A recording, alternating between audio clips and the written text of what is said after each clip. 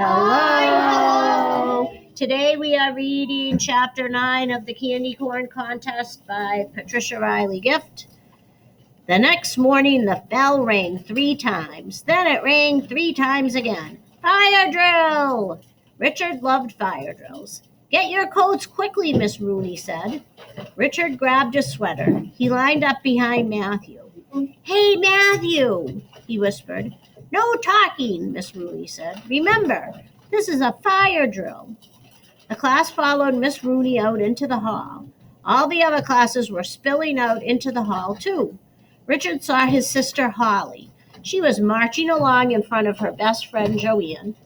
Richard waved at them. Holly made a face. She was still mad at him because of last night. He had drawn some clocks on the back of her homework by accident. He thought it was scrap paper. Outside it was cold. Richard put his face up to the sun to get warm. Then he watched a 4-year-old across the street. She was waving a big red leaf at them. He poked Matthew. Matthew looked at the little girl and grinned. Then he faced front again. Richard looked at Matthew's ears. He leaned a little closer to him. Matthew didn't smell as much today. Maybe it was because of the cold air. For listen, Matthew, he whispered. I'm sorry about yesterday. Mrs. Kettle snapped her fingers at him from half a block away. Be quiet, young man, she called. This is a fire drill. Everyone looked at Richard. Miss Rooney frowned, but Matthew didn't turn around. Maybe Matthew hadn't heard him. As soon as they went back to the classroom, he'd tell Matthew he was sorry. He thought about telling Holly he was sorry, too. No, it was a fire drill. She'd have to wait until tonight. The bell rang. Everyone marched inside again. Richard made a beast face when he passed Holly in the hall. Brat, she whispered. Back in the classroom, Miss Rooney told everyone to take out notebooks. It was time to copy board work. The board work was a story about Thanksgiving and pilgrims and Indians. Richard picked up his pencil. The first Thanksgiving was held in Plymouth, he wrote. Matthew turned around. I can't come to your Thanksgiving sleepover. I'm sorry, Richard said at the same time. I didn't mean to say, I can't come to... Matthew began again.